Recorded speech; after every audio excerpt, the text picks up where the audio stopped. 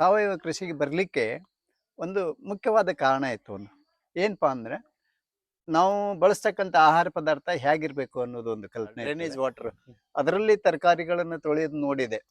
ನೋಡಿದಾಗ ಕೊನೆಗೆ ಡಿಸೈಡ್ ಮಾಡಿದೆ, ಅದನ್ನ ನೋಡಿದ 3ನೇ ದಿನಕ್ಕೆ ವಾಲಂಟಿಯರ್ ರಿಟೈರ್ಮೆಂಟ್ ತಗೊಂಡು ನನ್ನ ಹಳ್ಳಿಗೆ ಬಂದೆ ನಾನು. ಪಂಚಮಹಾಭೂತಗಳ ಬಗ್ಗೆ ಅವ್ರು ಹೇಳಿದ್ರು. ಭೂಮಿ ತತ್ವ, ಆಕಾಶ ತತ್ವ, ಅಗ್ನಿ ತತ್ವ, ವಾಯು ತತ್ವ, ಜಲ ತತ್ವ, ಇವು ಬ್ಯಾಲೆನ್ಸ್ ಮಾಡಿದ್ರೆ ಮಾತ್ರ ಬೆಳೆ ಚೆನ್ನಾಗಿ ಬರ್ತದೆ ಅಂತ ಹೇಳಿ ಅವ್ರು ನನಗೆ ಕಲ್ಪನೆ, ಒಂದು ತಿಳುವಳಿಕೆಯನ್ನು ಕೊಟ್ರು. ಎಲ್ಲರಿಗೂ ನಮಸ್ಕಾರ. ನಮ್ಮ ಈ ಒಂದು ಕೃಷಿ ಋಷಿ ಯೂಟ್ಯೂಬ್ ಚಾನಲ್ಗೆ ಮತ್ತೆ ಸ್ವಾಗತ. ನಾವು ಇಲ್ಲಿವರೆಗೂ ಒಂದು 350 ವಿಡಿಯೋಗಳನ್ನು ಮಾಡಿದ್ದೇವೆ ಕೃಷಿ ಋಷಿ ಯೂಟ್ಯೂಬ್ ಚಾನಲ್ಲಿ. ಸೊ ಇವತ್ತು ನಾವು ಮೊದಲೇನೆ ನಮ್ಮ ಒಂದು ಪಾಡ್ಕಾಸ್ಟ್ ಅನ್ನ ನಾವು ಕೃಷಿಯಲ್ಲಿ ಪಾಡ್ಕಾಸ್ಟ್ ಅನ್ನ ಸ್ಟಾರ್ಟ್ ಮಾಡ್ತಾ ಇದ್ದೇವೆ. ಸೊ ಇವತ್ತು ನಮ್ಮ ಜೊತೆ ನಾವು ಇವತ್ತು ಧಾರವಾಡ ಜಿಲ್ಲೆ ಕಲಘಟಗಿ ತಾಲೂಕು ಗುಡ್ಡದ ಹುಲಿಕಟ್ಟಿ ಗ್ರಾಮಕ್ಕೆ ಬಂದಿದ್ದೇವೆ. ಸೊ ನಮ್ಮ ಜೊತೆ ಇದ್ದಾರೆ ಎಂ ಇ ಪಾಟೀಲ್ ಗುರುಗಳು. ಇವರು ಮೂಲತಃ ಒಂದು ಪೋಸ್ಟಲ್ ಡಿಪಾರ್ಟ್ಮೆಂಟ್ ಅಲ್ಲಿ ಕೆಲಸ ಮಾಡಿದವರು. ಅದಾದ ನಂತರ ಅಲ್ಲಿಂದ ರಿಟೈರ್ಡ್ ಆದ್ಮೇಲೆ ಅವರು ತಮ್ಮ ಅಂದ್ರೆ ಕೃಷಿಯಲ್ಲಿ ತೊಡಗಿದ್ದಾರೆ. ಸೊ ಈ ಹಾವೇರಿ, ಧಾರವಾಡ ಸುತ್ತಮುತ್ತಲ ಒಂದು 20-30 ಜನ ಯುವಕರನ್ನ ಮತ್ತೆ ಸಾವಯವ ಕೃಷಿಕರನ್ನ ಕಟ್ಕೊಂಡು ಅವರು ಒಂದು ಸಾವಯವ ಕೃಷಿಯನ್ನ ಮಾಡ್ತಾ ಇದ್ದಾರೆ. ಜೊತೆಗೆ ತಾವು ಬೆಳೆದಿದ್ದನ್ನ ಅವ್ರಿಗೆ, ಅವ್ರು ಬೆಳೆದಿದ್ದನ್ನ ತಾವು, ಹೀಗೆ ಬಾಟರಿ ಸಿಸ್ಟಮ್ ಅಲ್ಲಿ ಮಾರಾಟವನ್ನು ಸಹ ಮಾರಾಟ ಮಾಡ್ತಾ ಇದ್ದಾರೆ. ಜೊತೆಗೆ ನಾವು ಇವರ ಒಂದು ಹಿಂದೆ ಒಂದು ವಿಡಿಯೋವನ್ನ ಸಹ ಮಾಡಿದ್ವಿ. ಅಂದ್ರೆ ಕಬ್ಬನ್ನ ಒಂದು ಪಿಟ್ ಮೆಥಡ್ ಅಲ್ಲಿ ಬೆಳೆಯುವಂತ ಒಂದು ಪದ್ಧತಿ. ಆ ಪಿಟ್ ಮೆಥಡ್ ಅಲ್ಲಿ ಬೆಳೆದು ಎಕರೆಗೆ ಒಂದು 72 ಟನ್ ಅಷ್ಟು ಅವರು ಕಬ್ಬನ್ನ ತೆಗೆದಿದ್ದಾರೆ. ಜೊತೆಗೆ ಆ ಕಬ್ಬನ್ನ ಸಕ್ಕರೆ ಕಾರ್ಖಾನೆಗೆ ಮಾರಾಟ ಮಾಡದೇನೆ ಅದನ್ನ ಮೌಲ್ಯವರ್ಧನೆ ಮಾಡಿ ಸಾವಯವ ಬೆಲ್ಲವನ್ನ ತಯಾರು ಮಾಡಿ ಸಹ ಅದನ್ನ ಮಾರಾಟ ಮಾಡ್ತಾ ಇದ್ದಾರೆ. ಸೊ ಇವತ್ತು ಅವ್ರ ಮೂಲಕನೇ ತಿಳ್ಕೊಳ್ಳೋಣ. ಸೊ ಅವರು ಯಾವ ರೀತಿಯಾಗಿ ಏನೇನು ಬೆಳೆಗಳನ್ನ ಬೆಳೀತಾ ಇದ್ದಾರೆ, ಯಾವ ರೀತಿ ಮೌಲ್ಯವರ್ಧನೆ ಮಾಡ್ತಾ ಇದ್ದಾರೆ, ಎಲ್ಲಿ ಮಾರಾಟ ಮಾಡ್ತಾ ಇದ್ದಾರೆ. ಸೊ ನಮಸ್ಕಾರ ಸರ್. ನಮ್ಮ ವೀಕ್ಷಕರಿಗೆ ಸೊ ಇವತ್ತಿನ ದಿನ ಇದು ನಮ್ದೊಂದು ಮೊದಲೇ ಪಾಡ್ಕಾಸ್ಟ್. ಸೊ ನೀವು ನೋಡಿರ್ತೀರ ಟಿವಿಗಳಲ್ಲಿ. ಸೊ ಕೃಷಿಯಲ್ಲಿ ಒಂದು ಪಾಡ್ಕಾಸ್ಟ್ ಅನ್ನ ಸ್ಟಾರ್ಟ್ ಮಾಡೋಣ, ತಮ್ಮಂತ ಕೃಷಿಕರ ಒಂದು ಮಾಹಿತಿಯನ್ನ ಬೇರೆ ಕೃಷಿಕರಿಗೂ ಸಹ ಮಾದರಿ ಆಗ್ಲಿ ಅನ್ನೋ ಒಂದು ಉದ್ದೇಶದಿಂದ ನಾವು ಇದನ್ನ ಸ್ಟಾರ್ಟ್ ಮಾಡ್ತಾ ಇದೀವಿ ಸರ್. ಸೊ ನಿಮ್ಮ ಅನುಭವನ ನಮ್ಮ ಜೊತೆ ಹಂಚ್ಕೊಳ್ಳಿ ಸರ್. ಒಳ್ಳೆ ಉದ್ದೇಶ ನಿಮ್ದು ಸರ್. ಅದಕ್ಕೆ ನಾನು ಮೊದಲಿಗೆ ಧನ್ಯವಾದ ಹೇಳ್ತೇನೆ. ನನ್ನ ಹೆಸರು ಮಲ್ಲಿಕಾರ್ಜುನ್ ಪಾಟೀಲ್ ಅಂತ ಹೇಳಿ. ಸರ್ ಹೇಳ್ದಂಗೆ ನಮ್ಮದು ಕಲಘಟಗಿ ತಾಲೂಕು ಗುಡ್ಡದ ಹುಲಿಕಟ್ಟಿ ಗ್ರಾಮ. ನಾನು 2010ನೇ ಇಸ್ವಿಯಿಂದ ಮೊದಲು ಪೋಸ್ಟಲ್ ಡಿಪಾರ್ಟ್ಮೆಂಟ್ನಲ್ಲಿ ಸೇವೆ ಸಲ್ಲಿಸಿದೆ. ನಂತರ ಸಾವಯವ ಕೃಷಿಗೆ ಬರಲಿಕ್ಕೆ ಒಂದು ಮುಖ್ಯವಾದ ಕಾರಣ ಇತ್ತು. ಒಂದು ಏನಪ್ಪಾ ಅಂದರೆ ನಾವು ಬಳಸ್ತಕ್ಕಂಥ ಆಹಾರ ಪದಾರ್ಥ ಹೇಗಿರಬೇಕು ಅನ್ನೋದು ಒಂದು ಕಲ್ಪನೆ ಇರ್ತದೆ. ಅದು ಚೆನ್ನಾಗಿದ್ದರೆ ಅದು ಆರೋಗ್ಯಕ್ಕೆ ಚಲೋ ಅಂತೇಳಿ ನಾವು ತಿಳ್ಕೊಂಡಿದ್ವಿ.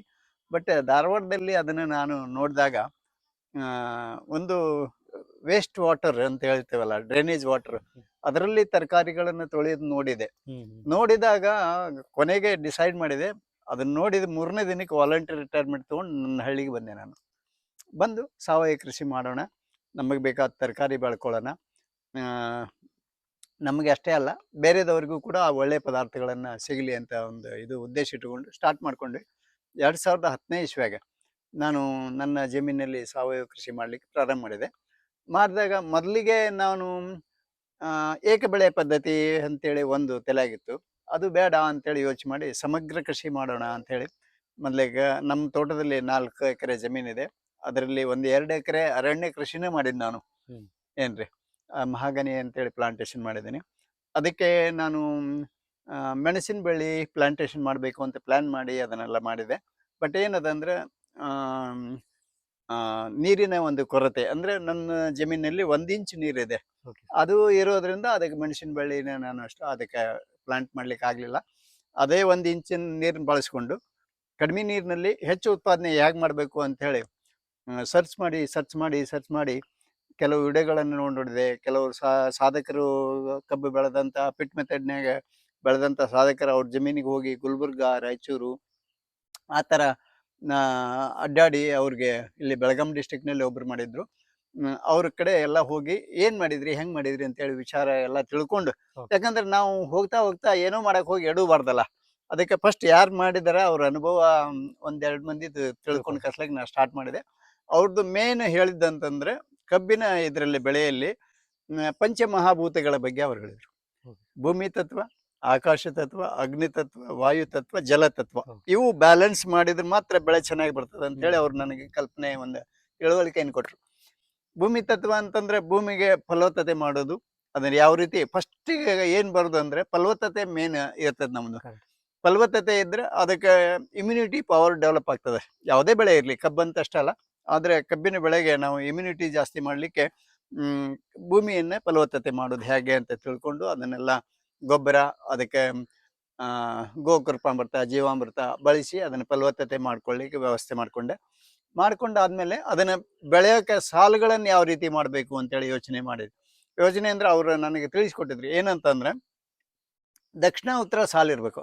ಅಂದ್ರೆ ಸೂರ್ಯ ಪೂರ್ವದಿಂದ ಪಶ್ಚಿಮಕ್ಕೆ ಹೋಗುವಾಗ ದಕ್ಷಿಣ ಉತ್ತರ ಸಾಲುಗಳಿದ್ರೆ ಸಾಲಿನ ಅಂತರ ನಾನು ಒಂದು ಸೆಂಟ್ರದಿಂದ ಸೆಂಟ್ರಿಗೆ 12 ಫೂಟ್ ಇಟ್ಟೀನಿ. ಒಂದು ಕಬ್ಬಿಂದ ಸಾಲಿನಿಂದ ಇನ್ನೊಂದು ಕಬ್ಬು ಮಧ್ಯದಲ್ಲಿ ಸೆಂಟರ್ ಪಾಯಿಂಟ್ ಬರ್ತದಲ್ಲ ಪಿಟ್ಟಿಗೆ, ಆ ಪಿಟ್ನಿಂದ ಈ ಪಿಟ್ಟಿ ಸೆಂಟರ್ ಪಾಯಿಂಟಿಗೆ 12 ಫೂಟ್. ಅಂದ್ರೆ 1.5 ಫೂಟ್ ಈಚೆಗಡೆ 1.5 ಫೂಟ್ ಆಚೆಗಡೆ 3 ಫೂಟ್ ಹೋದ್ರೆ 9 ಫೂಟ್ ನಡುವೆ ಗ್ಯಾಪ್ ಬರ್ತದೆ. ಅಂತವು ಒಂದು ಎಕರೆಗೆ 740 ಫಿಟ್ ಬರ್ತಾವ. ಏನ್ರಿ, ಒಂದು ಎಕರೆಗೆ 740 ಫಿಟ್ ಬರ್ತಾವ. ಒಂದು ಪಿಟ್ನಿಂದ ಇನ್ನೊಂದು ಪಿಟ್ಟಿಗೆ ನಡುವಿಂದ ಅಂತರ ಏನಿರ್ತದ ಅಂದ್ರೆ 2 ಫೂಟ್, 1.5 ಫೂಟ್, 2 ಫೂಟ್ ಅಷ್ಟೇ ಗ್ಯಾಪ್ ಇರ್ತದೆ.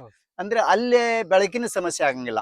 ಸೂರ್ಯನ ಬೆಳಕು ಯಾವಾಗ್ಲೂ ಪೂರ್ವದಿಂದ ಪಶ್ಚಿಮಕ್ಕೆ ಹೋಗ್ತಾ ಇರೋದ್ರಿಂದ ಮುಂದ್ಗಡೆ ಫ್ರಂಟ್ ನೆತ್ತಿ ಮೇಲೆ ಮತ್ತೆ ಈಚೆ ಕಡೆ ಬದಿಗೆ ಅದು ಪೂರ್ಣಾವಧಿಯಾಗಿ ಅದಕ್ಕೆ ಆಹಾರ ತಯಾರಿಕೆ ಕ್ರಿಯೆ ಅಲ್ಲಿ ನಡೀತದೆ. ಆ ಒಂದು ಕಾನ್ಸೆಪ್ಟ್ ಇಟ್ಕೊಂಡು ಅದನ್ನ ಮಾಡಿದೆ.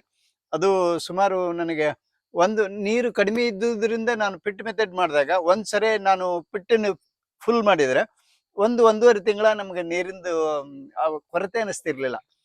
ಏನ್ರಿ, ಅದಕ್ಕೆ ಇನ್ನೊಂದು ಏನ್ ಮಾಡಿದ್ದೆ ಅಂದ್ರೆ ಮಲ್ಚಿಂಗ್ ಮಾಡಿದ್ದೆ ನಾನು. ಮಲ್ಚಿಂಗ್ ಮಾಡೋದ್ರಿಂದ ನನಗೆ ನೀರಿನ ತೇವಾಂಶ ಅದು ಗಾಳಿಗೆ ವೈಬ್ರೇಟ್ ಆಗಿ ಹೋಗೋದು ಅದು ಕಡಿಮೆ ಆಯ್ತು. ತೇವ ಹಿಡ್ಕೊಳ್ಳಿಕ್ಕೆ ಅನುಕೂಲ ಆಯ್ತು. ಪಿಟ್ ಮಾಡೋದ್ರಿಂದ ಆಳವಾಗಿ ನೀರು ನೆನ್ಕೊಂಡಿರ್ತದೆ. ಹಿಂಗಾಗಿ ಅದಕ್ಕೆ ನೀರಿನ ಕೊರತೆನೂ ಆಗ್ಲಿಲ್ಲ. ಬಟ್ ಏನಾದಂದ್ರೆ ನಾನು ಪ್ರಯೋಗ ಮಾಡ್ತಾ 2 ರೀತಿಯಿಂದ ಪ್ರಯೋಗ ಮಾಡಿದ್ದೆ. ಒಂದು ಟ್ರೆಂಚ್ ಮೆಥಡ್ ಮಾಡಿದ್ದೆ, ಒಂದು ಪಿಟ್ ಮೆಥಡ್ ಮಾಡಿದ್ದೆ. ಟ್ರೆಂಚ್ ಮೆಥಡ್ ಮಾಡಿದ್ರೊಳಗೆ ಮಳೆಗಾಲದೊಳಗೆ ನೀರು ಜಾಸ್ತಿ ನಿಂತು ಅದರಿಂದ ಹೊರಗೆ ಹೋಗ್ಲಿಲ್ಲ. ಏರಿಯೇಷನ್ ಪ್ರಾಬ್ಲಮ್ ಆಗಿ ಅದರದ್ದು ಗ್ರೋತ್ ಕಡಿಮೆ ಆಯ್ತು ಅಲ್ಲಿ. ಇದು ಪಿಟ್ ಮೆಥಡ್ನಾಗ ಏನಾಗ್ತದೆ ಅಂದ್ರೆ ತನಗೆ ಪಿಟ್ಟಿಗೆ ಎಷ್ಟು ಬೇಕಷ್ಟ ನೀರು ಇಟ್ಕೊಂಡು ಎಕ್ಸಸ್ ವಾಟರ್ನ ಹೊರಗೆ ಹಾಕ್ಬಿಡ್ತದೆ. ಹಿಂಗಾಗಿ ಅಲ್ಲಿ ಏರಿಯೇಷನ್ ಪ್ರಾಬ್ಲಮ್ ಆಗಿ ಅದು ತುಂಬಾ ಚೆನ್ನಾಗಿ ಕಬ್ಬು ಬಂತು. ಥಿಕ್ನೆಸ್ಸು ಸರಿ ಇತ್ತು, ಮರಿಗಳ ಸಂಖ್ಯೆ ಜಾಸ್ತಿ ಅದ. ಹಿಂಗೆ ಅನುಕೂಲಗಳ ಜಾಸ್ತಿ ಪಿಟ್ ಮೆಥಡ್ ನಲ್ಲಿ. ಹಿಂಗಾಗಿ ನಾನು ಪಿಟ್ ಮೆಥಡ್ನಾಗ ಲೈಕ್ ಮಾಡ್ತೀನಿ. ಅದೇ ಪ್ರಕಾರ ಸಾಕಷ್ಟು ಜನ ನನಗೆ ನಿಮ್ದೇ ಯೂಟ್ಯೂಬ್ ಚಾನೆಲ್ ಒಂದು ಇದರಿಂದ ಬಂದು ಮಾಡಿದಾಗ ಅದ್ರ ಸಾಕಷ್ಟು ಒಂದು 300 ಜನ ನನಗೆ ಕಾಂಟ್ಯಾಕ್ಟ್ ಮಾಡಿದ್ದು ಇದು ಅದ ನನ್ನ ಕಡೆ. ಏನ್ರಿ, ಅದರಲ್ಲಿ ಸುಮಾರು ಒಂದು 30ರಿಂದ 35 ಜನ ಇದನ್ನ ನಾ ಏನ್ ಮೆಥಡ್ ನೋಡಿದ್ರು, ಅವ್ರು ಬಂದು ಸ್ವತಕ್ಕೆ ನೋಡಿ ನಾನು ಏನ್ ಹೇಳ್ತೇನೆ ಅದನ್ನ ಕೇಳ್ಬೇಡ್ರಿ, ಬಟ್ ಏನ್ ಮಾಡೇನಲ್ಲ ಅದನ್ನ ನೋಡ್ರಿ, ನಿಮ್ ಅನುಭವಕ್ಕೆ ಬಂದ್ರೆ ಮಾಡ್ರಿ. ನಾ ಹೇಳಿದೆ ಅಂತ ಮಾಡಿ ಫೇಲ್ಯೂರ್ಸ್ ಆಗುವುದು ಒಂದು ಭೂಮಿ ಮತ್ತು ಒಂದ್ ಏರಿಯಾ ಮತ್ತೊಂದ್ ಏರಿಯಾಕ್ಕೆ ಬಹಳ ಡಿಫರೆನ್ಸ್ ಇರ್ತದೆ.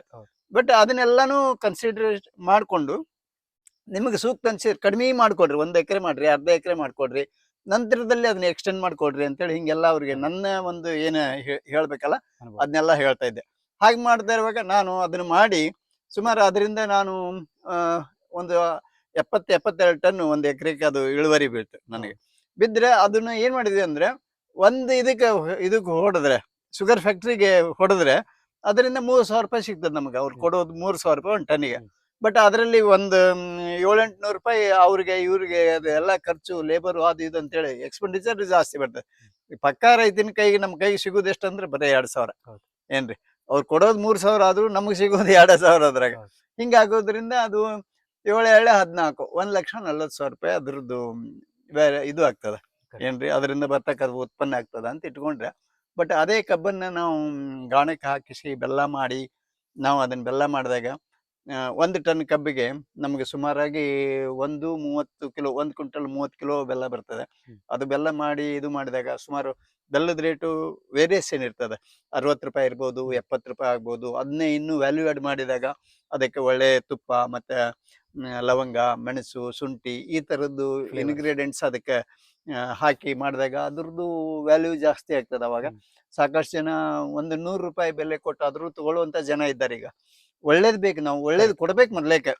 ರೈತರಾದವರು ನಾವು ನಮ್ದು ವಸ್ತು ಅದನ್ನ ನೋಡಿದ್ರೆ ಬೇಕಪ್ಪ ಅನ್ನೋದು ಚಾಯ್ಸ್ ಮಾಡ್ಬೇಕು ಅವ್ರು. ಆ ತರದ ಪ್ರಾಡಕ್ಟ್ ನಮ್ದಿತ್ತಂದ್ರೆ ರೈತರಿಗೆ ದುಡ್ಡು ಕೊಡ್ಲಿಕ್ಕೆ ಸಾಕಷ್ಟು ಜನ ಮುಂದಿದ್ದಾರೆ. ಬಟ್ ನಮ್ ಪ್ರಾಡಕ್ಟ್ ನಮ್ ರೈತರು ಆದವ್ರಿಗೆ ಒಳ್ಳೆ ಒಂದು ಭಾವನೆ ಇರ್ಬೇಕು. ಈಗ ಸರ್ಟಿಫಿಕೇಟು ಸಾವಯವ ಕೃಷಿ ಅದು ಇದು ಸರ್ಟಿಫಿಕೇಟ್ ಅಂತಾರಲ್ಲ, ನನಗೇನಕ್ಕೆ ಅದ್ ಲೈಕ್ ಇಲ್ಲ. ಬಟ್ ಏನದ ಅಂದ್ರೆ ನಾವು ಪ್ರಾಮಾಣಿಕತನ ಏನಿರ್ತಲ್ಲ ರೈತರ ಕಡೆ, ಅದು ಬಹಳ ಇಂಪಾರ್ಟೆಂಟ್ ಇರ್ತದೆ. ಅದನ್ನ ಮಾಡಿ ನಾವು ಮಾಡ್ತಾ ಇದ್ದೀನಿ. ಹಿಂಗಾಗಿ ಅದು ನನಗೆ ಸುಮಾರು ಒಂದು 70 ಅಂದ್ರೆ 7 6 4,20,000 ಒಂದು ಎಕರೆಕ್ಕೆ ಅದರದ್ದು ವ್ಯಾಲ್ಯೂ ಆಗ್ತದೆ, ಕಬ್ಬಿಂದ ಮೌಲ್ಯ ವರ್ಧನೆ ಮಾಡಿದಾಗ. ಹಂಗಾಗಿ ರೈತರಿಗೆ ನಾನು ಅದನ್ನ ಕಳಕಳಿಯಿಂದ ಕೇಳ್ಕೊಳ್ಳೋದು ಏನಂತಂದ್ರೆ, ನೀವು ಬೆಳೆದ ಬೆಳೆಯನ್ನ ಸೀದಾ ಪ್ಯಾಟಿಗೆ ಸುಮ್ಮನೆ ಕುಂದ್ರಬೇಡ್ರಿ, ಅದ್ರ ಹಿಂದೆ ನೀವು ವರ್ಕ್ ಮಾಡ್ರಿ. ಇನ್ನೂ ಇದಕ್ಕಿಂತ ಹೆಚ್ಚು ಲಾಭ ತೆಗಿಲಿಕ್ಕೆ ಇನ್ನೂ ದಾರಿ ಇದೆ, ಸಾಕಷ್ಟು ಇದು ಏನದ ಅಂದ್ರೆ, ಅದೇ ಒಂದು ಕಬ್ಬನ್ನ ನಾವು 1 ಕಿಲೋ ಕಬ್ಬಿಗೆ 600 ml ಹಾಲು ಬರ್ತದೆ. 600 ml ಹಾಲ್ ಅಂತಂದ್ರೆ 200 ml ಹಾಲಿಗೆ 10 ರೂಪಾಯಿ ಮಾರಿದ್ರೆ 30 ರೂಪಾಯಿ ಆಯ್ತು. 1 kg ಕಬ್ಬಿಗೆ 30 ರೂಪಾಯಿ ಆದ್ರೆ 1 ಟನ್ ಕಬ್ಬಿಗೆ 3 ಲಕ್ಷ ರೂಪಾಯಿ ಆಗ್ತದೆ. 1 ಟನ್ 30,000 ರೂಪಾಯಿ ಆಗ್ತದೆ 1 ಟನ್ ಕಬ್ಬಿಗೆ. 30,000 ರೂಪಾಯಿ ಅಂದ್ರೆ ಅದು ನೋಡ್ರಿ, ಸುಮಾರು ಒಂದು 50 ಟನ್ ಆಗೈತೆ ಅಂತ ತಿಳ್ಕೊಂಡ್ರು 5 3 15 ಲಕ್ಷ ರೂಪಾಯಿ ನಾವು ಅದನ್ನ ತೆಗಿಬಹುದು. ಅಂದ್ರೆ ಅದಕ್ಕೆ ಶ್ರಮದ ಹಿಂದ ನಾವು ಹಾಲ್ ಮಾರೋದು, ಅದಕ್ಕೆ ಮಷಿನ್ಗಳು ಇಟ್ಟು ಫ್ರಾಂಚೈಸಿ ಕೊಟ್ಟು ಅನೇಕರಿಗೆ ಉದ್ಯೋಗ ಕೊಟ್ಟಂಗ ಆಗ್ತದೆ ಏನ್ರಿ. ಆ ತರ ಮಾಡಿದ್ರೆ ನಮ್ಗೆ 15 ಲಕ್ಷ ಬೇಡ, ಮ್ಯಾಗಿಂದ 5 ಲಕ್ಷ ರೂಪಾಯಿ ನೀವು ಎಕ್ಸ್ಪೆಂಡಿಚರ್ 10 ಲಕ್ಷ ರೂಪಾಯಿ ಆರಾಮ್ ತೆಗಿಬಹುದ್ರಿ ಅದರಿಂದ. ಹಂಗೆ ಮಾಡ್ಲಿಕ್ಕೆ ಸಾಕಷ್ಟು, ಅದೇ ಒಂದೇ ಬೆಳೆ ಅಂತಲ್ಲ, ಬೇರೆಗಳ ಬೆಳೆಗಳನ್ನು ಮಾಡಿದ್ರು ಕೂಡ ನಾವು ಅದ್ರ ಹಿಂದೆ ಅದರದೇ ಆದಂತಹ ಒಂದು ಇದು ಇರ್ತೈತಿ, ಏನು ಶ್ರಮ ಇರ್ತದೆ, ಜೊತೆಗೆ ಲಾಭ ಕೂಡ ಹಂಗೆ ಇರ್ತದೆ. ಅದಕ್ಕೆ ರೈತರು, ನಾನು ಅದಕ್ಕೆ ಏನ್ ಮಾಡಿದೆ ಅಂದ್ರೆ, ನಂದು ಒಂದು ಟೀಮ್ ಮಾಡಿದ್ದೀನಿ ನಾನು, ಆಸರೆ ಅಂತೇಳಿ, ಹಾವೇರಿ ಮತ್ತೆ ಧಾರವಾಡ ಜಿಲ್ಲೆ ರೈತರೆಲ್ಲ ಸೇರಿ ಆಸರೆ ಅಂತೇಳಿ ಒಂದು ಟೀಮ್ ಮಾಡಿ, ಒಂದು ಅದನ್ನ ಗ್ರೂಪ್ ಮಾಡಿ ಅಲ್ಲಿ ಯುವಕರದ ಒಂದು ತಂಡ ಮಾಡೀನಿ. ಯುವಕರು ಸಾವಯವ ಕೃಷಿಯಲ್ಲಿ ಯುವಕರು ಮುಂದೆ ಬರಬೇಕು, ಅವರೆಲ್ಲರೂ ಕೃಷಿಯಲ್ಲಿ ಲಾಭ ಇದೆ ಅಂತ ಗೊತ್ತು ಮಾಡ್ಬೇಕು ಅಂತ ಹೇಳಿ ಅವ್ರು ಪ್ರಾಕ್ಟಿಕಲ್ ಆಗಿ ಮಾಡಿ ತೋರಿಸಿ, ಅವ್ರ ಕೈ ಹಿಡಿದು ಜೊತೆಗೆ ಗೂಡಿಸಿ ಅದನ್ನ ಮುಂದೆ ತಗೊಂಡು ಮಾಡ್ತಾ ಇದ್ದೇವೆ ಈಗ. ಅದು ಚೆನ್ನಾಗಿ ಸಕ್ಸಸ್ ಆಗ್ತಾ ಇದೆ. ಇನ್ನು ಬೆಳೆಯೋ ಹಂತದಲ್ಲಿದೆ, ಬೆಳಿಬೇಕು, ಅದಕ್ಕೂ ಟೈಮ್ ಇರ್ತದೆ ಸ್ವಲ್ಪ ಬೆಳಿಲಿಕ್ಕೆ, ಮಾಡಿ ಚಲೋ ಆಗ್ತದೆ ಅಂತೇಳಿ ಅನ್ಕೊಂಡಿದ್ದೇವೆ. ಅದಕ್ಕೆ ಸಾರ್ವಜನಿಕರು ಕೂಡ ಇದಕ್ಕೆ ಸಾಥ್ ಕೊಡ್ಬೇಕು. ಈಗ ಏನದ ಅಂದ್ರೆ, ಒಬ್ಬ ರೈತ ತಾನ್ ಬೆಳೆದು ಅವ್ರಿಗೆ ಯಾರ್ಯಾರ ಮನೆಗೆ ಹೋಗ್ಬೇಕು ಅಂತ ಅವ್ನ್ ಗೊತ್ತಿರೋದಿಲ್ಲ. ಬಟ್ ಏನದ ಅಂದ್ರೆ, ಇವ್ರು ಬಳಕೆದಾರರು ನಮ್ಮ ರೈತ ಇವ ಅಂತ ಹೇಳಿ ಆ ರೈತನ ಗೊತ್ತಾ ಮಾಡ್ಕೊಂಡು ನಮ್ಗೆ ಇಂತಿಂತದ್ ಬೇಕು ಅಂತ ಅವರು ರಿಕ್ವೈರ್ಮೆಂಟ್ ಬಂದ್ರೆ, ಇದು ಇಬ್ಬರ ನಡುವೆ ಒಂದು ಕೋಆರ್ಡಿನೇಷನ್ ತುಂಬಾ ಚೆನ್ನಾಗಿ ಆಗ್ತದ ಅಂತ ನನ್ನ ಅನಿಸಿಕೆ ಸರ್. ಇಲ್ಲ, ಮುಂದೊಂದ್ ಕಾಲ್ ಬರುತ್ತೆ ಸರ್, ಏನಂದ್ರೆ ನನಗೆ ದುಡ್ಡು ಕೊಡ್ತೇನಪ್ಪ, ಇದನ್ನ ಬೆಳೆದ್ ಕೊಡು ಅನ್ನೋ ಒಂದು ಕಾಲ ಬರುತ್ತೆ. ಅವಾಗ ಅದು ಏನಾಗ್ತದ ಅಂದ್ರೆ, ರೈತ ಸ್ವಲ್ಪ ಈ ಮಾರುಕಟ್ಟೆ ಇದ್ರ ಬಗ್ಗೆ ಸ್ವಲ್ಪ ಕಡಿಮೆ ಇದು ಬರ್ತದೆ. ಈಗ ನಂದು ಅನಿಸಿಕೆ, ನನ್ನಲ್ಲಿ ಬರ್ತಾರೆ ಕೆಲವು ಜನ ಎಲ್ಲ ಬರ್ತಾರೆ, ಒಂದು ವೀಕು ಅದೇ 15 ಡೇಸ್ಗೆ ಒಂದ್ಸರಿ ಬಂದು ನಮ್ಮಲ್ಲಿರೋ ತರಕಾರಿಗಳನ್ನ ಬಂದು ಕಲೆಕ್ಟ್ ಮಾಡ್ಕೊಂಡು ಮಾರ್ಕೆಟ್ ರೇಟ್ಗಿಂತ ಜಾಸ್ತಿ ಕೊಟ್ಟ ತಗೊಂಡು ಹೋಗ್ತಾರೆ. ನಾನು ಒಂದು ವೆಹಿಕಲ್ ಮಾಡಿ ಸಿಟಿಗಳಿಗೆ ಕಳಿಸಿದ್ದೆ, ಬಟ್ ಅಲ್ಲಿ ಏನಾಗ್ತಿತ್ತು ಬಾರ್ಗೇನ್ ಮಾಡೋದು ಇದರಿಂದ ಬಹಳ ಕಷ್ಟ ಆಗ್ತಿತ್ತು. ಅದ್ರ ವ್ಯಾನದ್ದು ಖರ್ಚು ಇದು ಎಲ್ಲ ಮೈ ಮೇಲೆ ಬಂದು ಸುಮಾರು 1-2 ವರ್ಷ ಮಾಡಿ ಸ್ವಲ್ಪ ನಿಲ್ಸಿದೆ ಅಷ್ಟೇ. ಹಿಂಗಾಗ್ತದೆ. ಸರ್, ಇವತ್ತಿನ ಯುವ ಕೃಷಿಕರಿಗೆ ಏನೇನು ಹೇಳಕ್ ಬಯಸ್ತೀರ? ಅಂದ್ರೆ ಈಗ ನೀವು ಈಗ ನಿಮಗೆ ವಯಸ್ಸು 75 ಸರ್. 75 ವರ್ಷ ನಡೀತಾ ಇದೆ. ಸೊ ಎಲ್ಲ 60 ವರ್ಷಕ್ಕೆ ನನಗೆ ಸಾಕಪ್ಪ, ರಿಟೈರ್ಡ್ ಆಗ್ತೀವಿ, ಇನ್ನು ಮನೆಯಾಗ ರೆಸ್ಟ್ ಮಾಡಿದ್ರೆ ಸಾಕು ಅನ್ನೋ ಟೈಮಲ್ಲಿ ನೀವು ಕೃಷಿವನ್ನು ಇವಾಗ ಸ್ಟಾರ್ಟ್ ಮಾಡಿದ್ದಾರೆ. ಅದೇ. ಸೊ ಇವತ್ತಿನ ಯುವ ಕೃಷಿಕರಿಗೆ ಏನ್ ಹೇಳಕ್ ಬಯಸ್ತೀವಿ ಸರ್? ಈಗ ನಿಮಗೆ ಗೊತ್ತಿರೋ ಹಾಗೆ ಸರ್, ನಾನು ಯುವಕರಿಗೆ ಏನು ಒಂದೇ ಒಂದು ಮಾತನ್ನು ಹೇಳಿಕ್ಕೆ ಇಚ್ಛೆ ಪಡ್ತೀನಿ. ಈಗ ಭೂಮಿಗೆ ವಿಷವನ್ನ ಬೆರೆಸಿ ಅದರಿಂದ ಬರ್ತಕ್ಕಂಥ ಪದಾರ್ಥಗಳನ್ನು ನಾವು ಬಳಸಿದಾಗ ನಮ್ಮ ಆರೋಗ್ಯ ಕೆಡ್ತದೆ. ನಮ್ಮ ಆರೋಗ್ಯ ಚೆನ್ನಾಗಿರ್ಬೇಕಾದ್ರೆ ಸ್ವತಕ್ಕೆ ನಾವೇ ಬೆಳೆದು ಅದು ಬೆಳೆದಂತ ಪದಾರ್ಥಗಳನ್ನು ನಾವು ಬಳಸಿದ್ರೆ ನಮ್ಮ ಆರೋಗ್ಯ, ಆಸ್ಪತ್ರೆಗಳಿಗೆ ದುಡ್ಡು ಖರ್ಚು ಮಾಡೋದೇ ಬೇಕಾಗಿಲ್ಲ. ಯುವಕರೆಲ್ಲ ಈಗ ಕೆಲವರು IT BT ಅಲ್ಲಿದ್ದವ್ರು ಎಲ್ಲರೂ ಏನ್ ಮಾಡ್ತಾ ಇದಾರೆ ಅಂದ್ರೆ, ಆ ವರ್ಕ್ ಅವ್ರಿಗೆ ಮಾಡಿ ಮಾಡಿ ಮಾಡಿ ಮಾಡಿ ಮಾಡಿ ಯಾವತ್ತು ಲಾಕ್ಡೌನ್ದಾಗ ಏನು ಬಿಟ್ಟು ಮರಳಿ ತಮ್ಮ ಜಮೀನುಗಳಿಗೆ ಬಂದ್ರಲ್ಲ, ಇವತ್ತು ಹೊಳ್ಳಿ ಅವರು ಅಲ್ಲಿಗೆ ಹೋಗ್ಲಿಕ್ಕೆ ಇಷ್ಟಪಡೋದಿಲ್ಲ. ಹಂಗೆ ನಾ ಯುವಕರಿಗೆ ಏನ್ ಹೇಳಕ್ಕೆ ಇಷ್ಟಪಡ್ತೀನಿ ಅಂತಂದ್ರೆ, ಯುವಕರಿಗೆ ಮೊದ್ಲೇಕಿಂದು ಒಂದು ಟೈಮ್ದಾಗ ಕೃಷಿ ಲಾಭ ಅಲ್ಲ ಅಂತೇಳಿ ಇತ್ತು ಖರೆ, ಆದ್ರೆ ಇವತ್ತಿನ ಕಾಲ ಹಂಗಿಲ್ಲ. ಈಗ ವಿಜ್ಞಾನ ಜಾಸ್ತಿ, ತಂತ್ರಜ್ಞಾನಗಳು ಎಲ್ಲ ಕೃಷಿಯಲ್ಲಿ ಹೆಚ್ಚು ಬೆಳೆಯನ್ನು ಬೆಳಿಲಿಕ್ಕೆ ಏನೇನು ಅಳವಡಿಸ್ಕೊಳ್ಬೇಕು ಎಲ್ಲ ಇವಾಗ ಲಭ್ಯತೆ ಇದೆ. ಅವನ್ನು ಬಳಸಿಕೊಂಡು ರೈತರು, ಯುವಕರು ಬಂದು ಜಮೀನನ್ನು ಮಾಡಿ ಅದರದ್ದೇ ಅನುಭವಿಸಿ ಆರೋಗ್ಯವನ್ನು, ಈಗ ಸಾಕಷ್ಟು ಜನ ನನ್ನ ಗ್ರೂಪ್ನಾಗ ಬರ್ತಾ ಇದ್ದಾರೆ. ಸಿಟಿಯಿಂದ ಬಂದವ್ರಿಗೆ ಒಂದು 5-6 ಜನ ಇದ್ದಾರೆ ಸರ್ ನಮ್ಮ ಗ್ರೂಪ್ನಲ್ಲಿ. ಅವರು ಸಿಟಿ ಒಳಗಿದ್ರು ಕೂಡ ಹಳ್ಳಿಯಲ್ಲಿ 2-2 ಎಕರೆ 3-3 ಎಕರೆ ಜಮೀನ್ ತಗೊಂಡು, ಇಲ್ರಿ ಇದರಿಂದ ಮಾಡುವ ಆನಂದ, ಇದ್ರ ಸಿಗೋ ಪ್ರತಿಫಲ ಏನದಲ್ಲ ಸಾಕಷ್ಟು ಇದು ಅದ, ಹೆಲ್ದಿ ಇರ್ತೇವೆ ನಾವು ಅಂತ ಹೇಳಿ. ಇಲ್ಲಿ ಏನಾಗ್ತದ ಅಂದ್ರೆ, ನಾವು ಕೃಷಿಗೆ ತೊಡಗಿಸ್ಕೊಳ್ಳೋದಷ್ಟೇ ಅಲ್ಲ, ನಮಗೆ ಪಂಚ ಮಹಾಭೂತಗಳೇನು ಭೂಮಿ ಆಕಾಶ ಇವೇನದಲ್ಲ, ನಮ್ಮ ದೇಹ ತಯಾರಾಗಿರೋದ ಪಂಚ ಮಹಾಭೂತದಿಂದ. ಅದು ಮೂರು ಪ್ರಕೃತಿಯ ಜೊತೆಗಿರೋದ್ರಿಂದ ಅದು ಲಭಿಸ್ತದ ನಮ್ಗೆ. Correct. ಏನ್ರಿ, ಅದು ಅಲ್ಲೇ ಆರೋಗ್ಯದ. ನಮ್ಗೆ ದುಡ್ಡು ಕೊಟ್ರೆ ಆರೋಗ್ಯ ಬರ್ತದೆ, ಇಲ್ಲ ಇಲ್ಲ. ಹೌದು. ದುಡ್ಡು ಏನು ಪಡ್ಲಿಲ್ಲಾರ್ದ ನನಗೆ ಸುಮಾರು ಒಂದು 20 ವರ್ಷದಿಂದ ಸ್ಪೆಕ್ಸ್ ಹಾಕೊಂತಿದ್ದೆ.